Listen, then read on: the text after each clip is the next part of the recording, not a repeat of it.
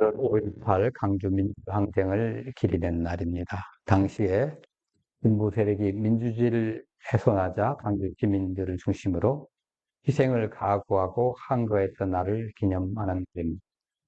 이 민주주의는 예수님 오시기 한 500년 전쯤 로마의 그 아테네 클레이스테네스 계열의 시작이 되었습니다. 시민들이 40일마다 한 번씩 모여서 지도자를 선출하고 또 중요한 일을 결정을 하고 또 저 사람은 도저히 우리하고 같이 살 수 없다 그러면 폐해로 추방시키는 그런 선거도 하는 그런 주제였습니다. 그러나 로마가 황제 체제가 되면서 이제 그 근본적인 뜻이 이제 좀 사라지고 17세기 이후에 인몽주의를 통해서 현대까지 민주주의 역사가 흘러내려왔는데 우리 민주주의 역사 속에서 가장 큰 이제 것이 하나 있다 그러면 예수님과 소크라테스의 두고 예수님은 우리가 너무 잘 알듯이 죄 없는 분이 죄를 받아가지고 죽었고 또 소크라테스 역시 그 아테네 사람들의 모함으로 어떤 그 기득권에 의해서 처형된 어떤 기득 권력에 의해서 처형된 식량이었습니다. 하여튼 동서양을 막론하고 이 강자의 억압에 짓밟히는 무고한 희생이 우리 인간의 역사에 계속 반복되고 있는 비극입니다. 그러면 하나님께서는 이런 불의한 일들을 어떻게 바라보실까? 이걸 우리가 함께 같이 보고자 합니다. 자, 이스라엘의 아합 왕은 그 아랍과의 그 전투에서 한 2차례 승리를 했습니다. 그래서 기분이 좋아가지고 이스라엘이라는 지방, 요즘에 말하면 제린 정도 됩니다. 거기에다가 이제 별궁을 지어가지고 사치스럽고 방탕한 삶에 빠졌습니다. 그래서 이 별궁을 자주 이행했는데 근처에 보니까 창문 열고 보니까 나봇 가문이 계속적으로 농사를 짓는 포도원이 있는 거예요. 이 포도원이 이 팔레스타인의 그 농업에 굉장히 중요한 역할을 합니다. 오죽했으면 포도원을 조성을 하면 군대를 면제할 만큼 그만큼 특혜를 줬어요. 그러니까 이 포도원을 경했는데 이 나봇 집안이 대대로 그 포도원에서 농사를 짓고 살고 있었던 거예요. 근데 왕궁에서 보니까 이거 괜찮은 거예요. 바로 왕궁에 붙어 있고 그리고 보니까 아주 이제 그 여름에 있으면 좀 주변에 풀들이 많이 있으면 좀 이렇게 시원하잖아요. 그런 것도 할 수 있고 또 뭐 파티도 할 수 있고 때로는 그 파티가 우상숭배에 쓰여서 좀 문제지. 하여튼 그런 거 저런 거에 생각해 보니까 나합이 야 이거 괜찮은데 저거 내 거 하면 안 될까? 이 생각이 든 거예요. 그래서 야 저거 내 거 하자. 이 마음이 들어가지고 거기를 쫓아간 거예요. 나보다한테 헤이 미스터 라봇 나 좀 봐. 그래서 예 폐하 무슨 일이십니까? 네 여기 포도원 나한테 내가 잘 쳐줄게. 네가 오라는 감독을 다 쳐줄 테니까 나한테 좀 팔지 않을래? 아니면 그것도 아니면 이거보다 훨씬 좋은 땅을 줄 테니까 거기 대투해. 네가 절대 너 섭섭하게 한 손해보지 않게 넉넉하게 줄 테니까. 여러분 같으면 어떠시겠어요? 홀깃하지 않겠어요? 여러분 같으면. 보통 사람 같으면 이거 전부 홀깃할 거예요. 네.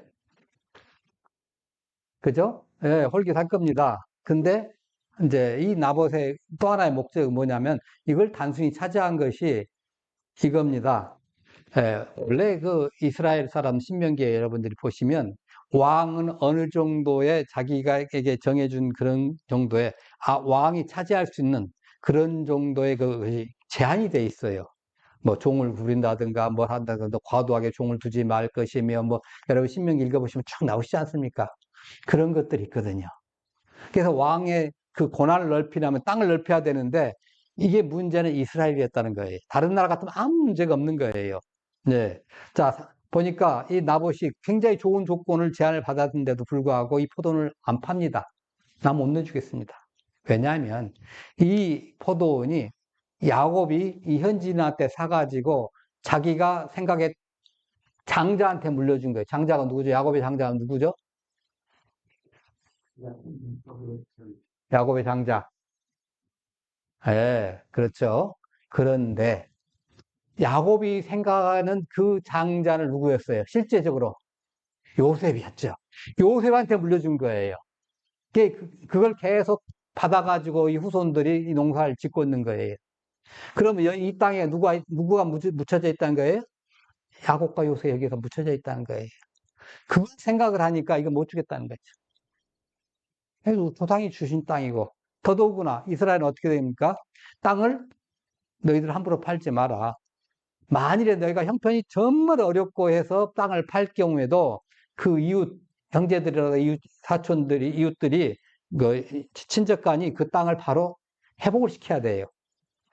남한테 넘어가도록 안 토기해야 돼요. 그리고 그것도 그 형제라든가 이웃 친척이 없어서 가지고 그걸 못 한다 그러면 희년, 이스라엘은 49년마다 한번 희년이 돌아오잖아요. 그 희년이 되면 자동으로 돌아오게 돼 있어요. 그게 반드시 자기 원래 땅에 가서 농사를 짓고 살도록 하나님 만들어 놓으셨어요. 어떻게 보면 패자부활전할 수 있도록 만들어준 거죠. 지금 내가 못하지만은 내 자식 때는 이 땅을 다시 차지해가지고 농사 짓고 살 수 있도록 하나님 제도적으로 만들어 놓으신 거예요. 자, 이걸 라봇은 지키겠다는 거예요. 나 이거 그래서 못 팔아. 우리 조상들이 물려준 땅인데 어떻게 내가 팔고 다른 땅을 사겠느냐. 난 그거 못 하겠다. 네. 그래서 하나님께서 내게 주신, 우리 조상들 통해서 내게 주신 땅을 내가 팔 수 없다.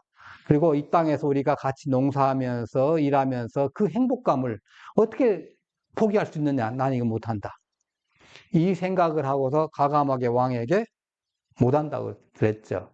사실은 그때 당시 여러분이 나봇이 얘기했던 시절에는 우리나라의 신라 시대가 이전에 가야 시대였나요? 그야말로 호랑이 담배 먹던 시절입니다. 800년 전이니까 어마어마하게 전이잖아요. 그 전에 얘기예요, 지금. 네. 그때 당시에는 왕이 최고 아닙니까? 뭐 지금도 내 말이 법이도 하는 사람들이 있는데 지금도 그런 시절인데 이 말을 안 들었다니. 나봇은 당신의 말보다는 하나님의 말씀이 내게 더 중요합니다. 하나님 율법이 더 중요합니다. 세상의 통치자의 말보다 더 중요한 것은 하나님입니다. 하고 그걸 생각을 한 겁니다. 자, 나봇이 이제 제안을 거절하자 아합은 고민이 생긴 거예요. 그렇다고 내가 강제로 빼앗을 수는 없잖아요. 왜? 율법이 이렇게 써 있으니까. 아무리 아합이 아합 왕이 그야말로 요즘 말하면 날라리 신앙인이라 할지라도 함부로 그걸 빼가면 당장 주변의 사람들이 난리를 쳐요. 뭐 장로든가 율법사들인가 그래도 흔적은 있거든요. 그리고 남쪽 유다에서도 또 비난할 것이고 이 감당을 하기가 어렵다 생각하니까 포기를 한 거죠. 포기를 한데 눈을 떠도 눈을 감아도 생각나는 게 바로 포도원이에요. 그냥 생각나니까 밥 먹을 것도 없고 잠깐 생각나는 거예요. 그래서 먼저 누워 있어요. 그 먼저 누워 있어 속상해하면 누워 있으니까 이게 마치 애들 같죠. 이거 안 한다고 포기해버리면 되는데 안 된다고 이거 갖고 싶은데 안 한다고 그야말로 고집부리는 그런 사람이죠. 왕으로서의 품이라든가 뭐 군자로서의 인품 이런 것들이 다 없습니다. 이 사람한테는 그냥 줏대없고 미숙한 인격자예요. 그래서 그 사람 때문에 애국의 우상 숭배가 이스라엘 전역에 퍼져 있는지도 모릅니다. 자, 그때 그 부인이 이세벨입니다. 이세벨이 소문을 들었죠. 식사를 안 하신다. 왜 식사를 안 하십니까? 그러니까 이 이세벨이 아내로서의 역할을 조금 뛰어나가지고 후견인처럼 역할을 합니다. 예, 그래서 이 상황을 해결해 주려고 생각을 하면서 이제 내가 주도권을 잡는다 이 생각을 하고서 이제 물어본 거예요. 그랬더니 왕에게 이제 6절을 얘기합니다. 한번 같이 읽어봅시다. 왕이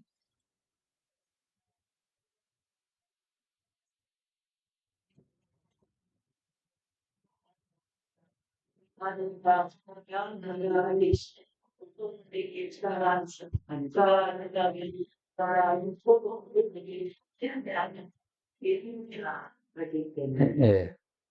자, 왕궁 근처에 그 나봇의 포도를 갖고 싶은데 거절을 당했어. 그게 이제 그걸 갖다가 누구한테 얘기한 거예요? 자기 마누라한테 얘기하는 거예요. 그러니까 이세벨이 딱 듣으니까 자기가 생각할 때 니가 아무 곱창인데 이게 고민하고 있거든. 왜 그러냐? 이세벨은 어릴 적에 아주 전제주의적인 그 국가에서 자란 거예요. 두로 출신이거든요. 그 중에서도 그 왕들 중에서도 폭군이에요. 자기 아버지가. 그러니까 일반적으로 왕 체제에서 지금도 군주제 같은 경우는 그냥 뭐 한마디 하면 그 절대적으로 법으로 하잖아요. 근데 왕이 그걸 못한다. 이건 상상도 못할 일이잖아요. 그 나라에서는. 더군다나 폭군 아버지는 그런 걸 한 번도 보여준 적이 없어. 원하는 건 다 얻었어요. 그걸 보고 자란 딸이에요. 그것이 뭐 잘했느냐 못했느냐 착하냐 안 착하냐 이거 상관없이 무조건 왕은 원하면 그 다 법이고 다 한다. 이걸 보고 자란 딸이에요. 근데 시집 와서 보니까 이놈의 나라는 전부 뭘 할 때마다 하나님께 여쭤봐야 된다네. 할 때마다 율법을 봐서 율법에 어긋나지 않으면 안 된다네. 얼마나 불편해요. 그래서 과거에 시집오기 자기 같으면 이걸 싹 들어보고 무슨 소리야 그거 내 거 하면 끝나는 건데 차마 그럴 수는 없잖아요. 그러니까 이제 꾀를 짭니다. 그게 바로 이제 그 꾀를 짜고 실제로 얘기를 한 거예요. 자, 그래서 걱정하지 마세요. 내가 책임질게요. 그러면서 하면서 뭐라고 한마디 아니면 당신이 그러고도 이스라엘 다스리는 왕이세요. 이게 무슨 말이냐면 야, 너 멀었어. 네가 왕이야? 왕 나라에서 동대 서기도 저기 뭐 동석이 칼도 못하겠다. 이 소리입니다 지금. 예. 네가 왕이라면 네가 그럴 수 있냐? 그거 이거 못 찬다고 네가 지금 떼 쓰고 밥 먹고 누워 있는데 네가 왕이냐? 그 걱정하지 마. 내가 해줄게. 이걸 얘기하는 겁니다. 예. 그러니까 남편을 소원을 들어주는 아내로만 딱 본다고 하면 굉장히 뭐 현모양처일 수도 있고 착할 수도 있겠지만은 그러나 겉보기는 이상적이지만 본질적으로 불의한 거잖아요. 그래서 이세벨이 한 나라의 통치자가 이게 무슨 말이냐, 어찌 이 모양이냐 하고 혼란을 하고 있는 겁니다. 그래서 이제 이스라엘이 왕권화 하나님 율법 아래 그 왕이 있다는 것을 알기 때문에 그러면 그 율법을 내가 지키는 척 하면 될 거 아니냐. 요즘 말하는 법치주의죠. 그러니까 법을 이용해서 나쁜 짓을 할 때 하는 사람들, 흔히들 뭐 법기술자 뭐 그럽디다. 요즘에 우리나라에 하도 그런 말이 막 떠나니까 법을 이용해서 아주 합법적으로 나쁜 짓거리 한다 이거죠. 예. 이세벨이 지금 그러고 있는 거예요. 그거 지금 생각은, 걱정하지 마. 내가 그걸 해결해 줄게. 그래서 이제 깨를 쓰는데 8절에 보니까 이제 아합의 이름으로 편지를 씁니다. 즉 말하자면 아합이 가지고 있는 옥새, 우리나라에 옥새 있죠? 의인. 그걸 가지고 가서 편지를 쓰고 봉을 하고 이제 성읍들에서 나봇과 함께 사는 이스라엘 장로들과 귀족들에게 쭉 보냅니다. 그래서 그들이 회람하면서 이 일대로 좀 해라 한 거죠. 자, 이렇게 왕의 옥새까지 자기가 챙겨가지고 마음대로 꽉 눌러가지고 이제 왕의 명령을 내릴 거죠. 이게 은밀하게 전달된 겁니다. 소문 내고 전달되면 막 들고 일어날 거니까 꼭 필요한 사람들한테만, 그 지역 사람들한테만 한 거예요. 자, 편지의 사연을 한번 우리가 봅니다. 첫 번째 보니까 그 편지 사연에 금식을 선포하라. 금식 선포하라. 이 이스라엘 사회에서 금식 선포한다는 것은 공동체 죄에 대한 회개할 때, 공동체들이 뭐 잘못되어 있을 때 이거 금식하잖아요. 개인적으로 하나님 앞에 내가 죄를 많이 했습니다 할 때 금식을 선포하고 금식 기도하거든요. 근데 공동체가 죄를 지었다. 그러면 금식하죠. 예. 쉽게 말하자면 우리나라로 말하자면 계엄이에요, 계엄. 그 시간에 굉장히 경검하고 조심해라 이거죠. 꼼짝 말고 너네들 함부로 하다 너 큰일 난다. 하고서 하나님과의 그 관계를 회복하려는 거죠. 이세벨은 이걸 악용을 합니다. 야, 금식 선포해. 그럼 사람들이 함부로 입에 담지 못하죠. 금식 선포한 내용이 뭐냐 했더니 나봇이 왕궁 옆에 사는 그 포도 농장의 주인 나봇이 하나님과 왕에 대해서 요즘 말하면 쉽게 말하면 명예훼손을 했다. 하나님께 대해서 참남하게 했다. 하나님을 갖다 우스꽝스럽게 여겼다. 이 말을 한 거예요. 이게 신정주의 국가에서는 가장 큰 죄입니다. 하나님 모독죄. 알라 신에 대해서 우리가 모독하면 바로 이겁니다. 외국인 같으면 바로 추방이에요. 그 다시는 그 나라에 못 들어갑니다. 네, 다시는. 우리 선교사도 한테 제가 그런 보고를 많이 받아요. 네, 가서 한마디 잘못했다 그렇게 한 거죠. 네. 자, 여하튼 그래서 금식을 선포해서 위기를 조성하고 그리고 이 나봇이 하나님을 모독했다. 이렇게 한 거예요. 그런데 이스라엘은 어때요? 모든 의혹에는 재판에는 뭐가 필요하냐면 두 사람 이상의 증인이 필요합니다. 두 사람 이상의 증인들이 봤을 때, 야, 저 사람이 나봇이 하나님 모독하고 왕에 대해서 막, 모독을 했다. 이걸 증인해 줄 사람이 필요한 거예요. 이 증인도 너희가 좀 챙겨라. 예. 이 증인들 좀 챙겨라는 거죠. 그러니까, 이 나쁜 일을 할 수 있는 역할을 할 정도 되면 좋은 사람은 아니겠죠. 그래서 옛날 성경에는 비루한 자라고 이렇게 얘기를 합니다. 여기는 불량자라고 지금 성경에는 이제 했는데, 껄렁껄렁하고 돈 몇 푼 주면 별일이라도 다 해주는 사람들 있잖아요. 그 사람들 두 사람 해가지고 너희들은 가가지고 조금 있으면 재판할 텐데, 그 재판에서 이 나봇이라는 사람이 하나님과 왕에 대해서 아주 모독하는 말을 했다. 이 말로 너희가 증언해 주라는 거예요. 이렇게 하니까 이 불량자들이 어차피 뭐 껄렁껄렁 하는데 돈 좀 받았겠다 하고 갑니다. 이제 장로들이 사람들 다 모았습니다. 귀족과 장로들이 다 모아가지고 재판을 엽니다. 그 말 그대로. 네, 이세벨이 보낸 편지대로. 네, 이세벨 편지대로 해가지고 재판을 여니까, 자, 뭐 했겠죠? 자, 피고 해가면서 했는데, 문제는 우리 재판 같으면 뭐가 있어야지 이럴 때? 하다못해 국선 변호인이라도 있어야 돼요. 변호사가 없어요. 시간도 안 주고 바로 나부터 데려다가 그냥 높은 데 앉혀놓고, 야, 너 이거 잘못했다고 해버린 거예요. 그러니까 옆에 있는 증인들이 또 맞습니다 하고 우리가 봤습니다, 들었습니다 하는 거예요. 여러분, 얼마나 황당합니까? 나봇이 얼마나 이거 요즘 말하면 기가 막힐 일입니까? 자기는 왕한테 가가지고, 예의를 다해가지고, 그 포도원 팔라는데 안 판다고 한 말 그죄밖에 없는데, 아니, 지금 하나님 모독하고 왕을 갖다 모독했다고 하다니, 이건 무슨 말입니까?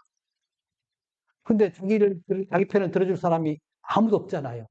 이렇게 없는 가운데, 그러면 너 나쁜 놈 해가지고 사형 꽝꽝꽝 해가지고, 그 증인으로 섰던 이 불량자 두 명이 제일 먼저 뭐래요? 돌을 들어서 나봇을 쳐요. 그때 당시 재판이 이럽니다. 예전에 신약 성경에 보면 스테반이 그 돌에 맞아 죽을 때도 꼭 그런 식이었거든요. 증인들이 맨 먼저 돌로 던졌어요. 그럼 나머지 주변에 있던 사람들이 돌 들어서 던져서 죽이는 겁니다. 그렇게 나봇을 죽였어요. 예. 자, 이 성읍에 있는 사람들이 장로들이 이세벨이 지시한 대로 그가 한 대로 그대로 갔다가 이제 한 겁니다. 그 나봇을 높이 앉히고 뭐 한 거죠. 근데 이 신정주의가 잘못된 게 당시에 그 종교권을 잡고 있는 그 사람들의 마음에 움직인다는 거예요. 정말 그가 하나님 앞에 바로 선 사람들이었다면 이 문제가 없을 텐데 하나님 앞에 바로 서지 않았고 하나님 말씀을 갖다가 그냥 자기 편한 대로 써먹은 거예요. 예. 그래서 13절에 보니까 네, 불량자 두 사람이 들어와 그의 앞에 앉고 백성 앞에서 나봇에게 대하여 증언하여 이르기를 나봇이 하나님과 왕을 저주했다며 무리가 그를 성읍 밖으로 끌고 나가서 돌로 쳐 죽이고. 예. 정당한 재판이라면 나봇에 대한 변론이 있을 거예요. 근데 정당한 재판이 아니었잖아요. 불의한 재판이지 않습니까? 예. 그래서 온고 피고 증인 재판관이 쫙 참석하고 증거와 증언을 바탕으로 판결을 내렸는데 여기에서 그 피고를 변호할 변호인들을 두지 않았다는 거예요. 그래서 만일 여기서 이제 때로는 무고하게 이렇게 할 수 있겠잖아요. 응? 그러면 그때 이제 변호사들이 와가지고 이 사람 절대 그때 없습니다 하고 알리바이를 조성해주고 뭐 증거를 대고 막 그럽니다. 그러면 이 맨 처음에 이제 소를 제소한 사람이 아니라고 하다 결국은 자기가 무고한 사람을 이제 죄 없는 사람을 무고하게 죄를 저질렀다고 고소를 했다는 것이 판명이 되면 그 사람이 받아야 할 죄값을 내가 받는 거예요. 저 사람은 돌로 맞아 죽어야 된다. 그런 정도 처형감이다. 그러면 이 말한 사람이 쉽게 말해 지금은 누가 받아야 될 거지? 이걸 이세벨과 아합이 이 죄값을 받아야 되는 거예요. 그러니까 정당한 재판 절차 없이 피고의 방어권조차 보장되지 않은 상태에서 불의한 권력에 의해서 처형이 된 거예요. 그러니까 죄 없는 예수님의 그 모습을 여기서 우리가 볼 수가 있는 겁니다. 자, 그러고 나서 이 사람들이, 이 장로들과 그 귀족들이 이세벨에게 통고합니다. 왕의 어인이 찍어 왔지만은 누구 한지를 뻔히 알아요. 그러니까 그동안 그 사람들과 이렇게 짬짬이가 많이 이렇게 이루어졌다는 거예요. 왕은 완전히 그 헛빠지고 허수아비고 이세벨이 실질적으로 나라를 주물럭거리는구나. 그러므로 우리는 이세벨 쪽에 줄을 잘 서가지고 좀 우리가 먹을 때 좀 편안하고 또 우리 집안에 좀 창고에 좀 넉넉하게 좀 챙기면 좋겠다. 이 생각들이 가득 차 있죠. 또 한편에 만약 여기서 어긋나면 거절하면 자기 목숨이 왔다 갔다 할 수 있잖아요. 그러니까 이래저래 해가지고 이세벨이 말한 대로 그대로 들어줬을 거라고 생각을 합니다. 자, 그런데 이때 나봇만을 죽였냐? 그건 건 아닌 것 같아요. 열왕기하 9장 26절에 보면요. 같이 봅니다. 여호와께서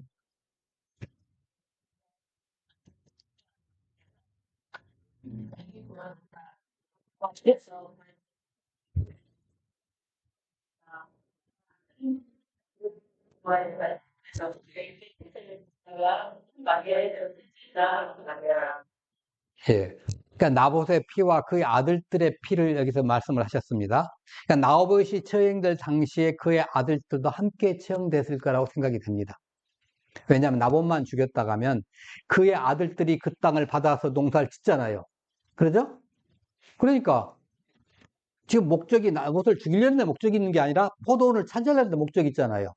그럼 포도원을 차지하기 위해서는 안 판다니까 강제로 빼앗는 수밖에 없는데 빼앗기지 않으려면 않기 위해서 사람들이 있으면 안 되잖아요.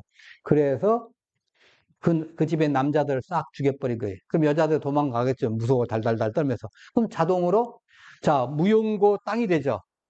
그러면 어디에 기속됩니까? 국고에 기속이 됩니다. 국고에 기속된 다음에는 누가 처분해요? 처분권자 1번이 누구예요? 왕이에요. 그래서 지금 이세벨이 짱깨가 바로 그게였어요. 예. 공식적으로 내가 나봇의 포도원을 차지한다가 아니라 나봇이 잘못해서 죽었고 다 없어지니까 그 재산이 국고에 들어왔고 왕이 그 처분권을 행사한 것이다. 이렇게 된 거예요. 예, 그거 하라는 거죠. 자, 그런데 하나님께서 이 사유재산을 빼앗기 위해서 국가 권력이 동원됐지 않습니까? 이 사건에서 하나님 어떻게 심판 내리셨냐 보십시다. 예, 자, 열왕기상, 예, 한번 같이 봅니다. 왕이 이미 죽음에 그의 시체를.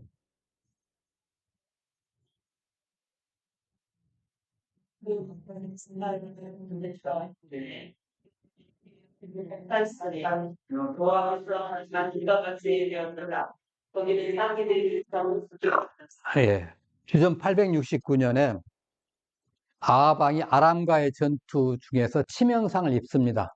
사마리아에 옮긴 다음에 거기서 있다가 장사가 돼요. 그리고 아합 왕의 병거가 사마리아 못에서 씻겨지고 개들이 그 피를 핥아요. 하나님 말씀대로 된 거죠. 자, 그러면 이세벨, 그의 부인 이세벨은 어떠냐? 이건 잘 안 보이시죠? 네, 보입니까? 그럼 한번 읽어보십시다. 예후가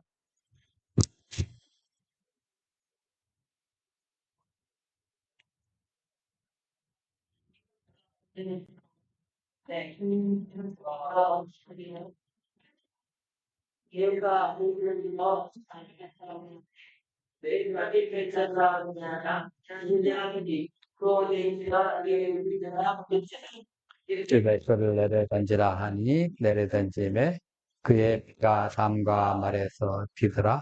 예후가 그의 시체를 밟으니라. 예후가 들어가서 먹고 마시고 이르시되 이 저주받은 여자를 찾아 장사하라. 그런 왕의 딸이니라 하며 가서 장사를 한즉 그 두 벌과 발과 그의 손에는 찾지 못한지라. 돌아와서 연히 예후가 이르되 여호와께서 그종 디셋 사람 엘리야를 통하여 말씀하신 바라 이르시기를 이스라엘 토지에서 개들이 이세벨의 살을 먹으리라. 토지에서 거름같이 밭에 있으리니 이것이 이세벨이라 가르쳐 그렇지 못하되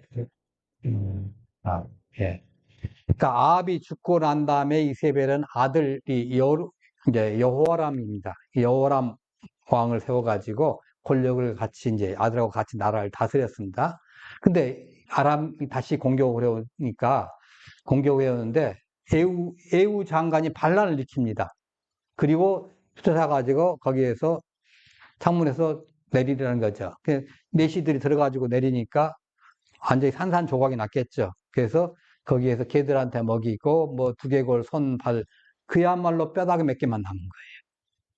그런 비참한 최후를 당하니다 보니까 이름조차 잊혀진 존재로 끝나버린 거예요. 예. 하나님께서 불의한 자를 이렇게 희생시키면 이렇게 심판하시더라는 거죠. 여러분, 이스라엘이 포악한 전제주의 교육을 받았습니다. 어릴 때부터. 근데 신정주의 국가로 왔어요. 하나님의 왕이 있지만은 왕은 하나님의 말씀을 받아가지고 이 나라의 백성을 하나님 대신해서 다스리는 사람, 이런 개념이 신정주의예요. 이 개념을 가지고 뭐 이스라엘이 유대교라든가 이제 든가 가진 국가들 또는 아랍권의 모든 나라들이 바로 이 개념 속에서 합니다. 그래서 그 아주 종교가 왕권 위에 있는 거죠. 자, 그런데 여기에 우상을 섬기던 이방의 여인이 와가지고 탐욕과 권력 남용으로 이스라엘 지배하고 있습니다. 그러면서 지금 무고하게 나봇과 그 가족을 희생시켰습니다.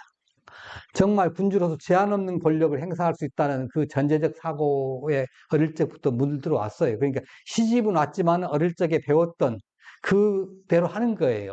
그래서 왕이면서 어떻게 포도 농부 하나 어찌하지 못해서 낙담하고 있느냐, 그 아합을 막 조롱하기도 했잖아요. 그러니까 이세벨은 아합의 인장을 갖다 이주하고 율법을 가장해가지고 나봇과 그 아들들 죽인 다음에 이들의 포도원을 아합에게 제공을 했습니다. 사람들이 그러면 생각합니다. 전제주의는 그렇게 모두 나쁩니까? 이렇게 생각할 수 있는데 그건 아니에요.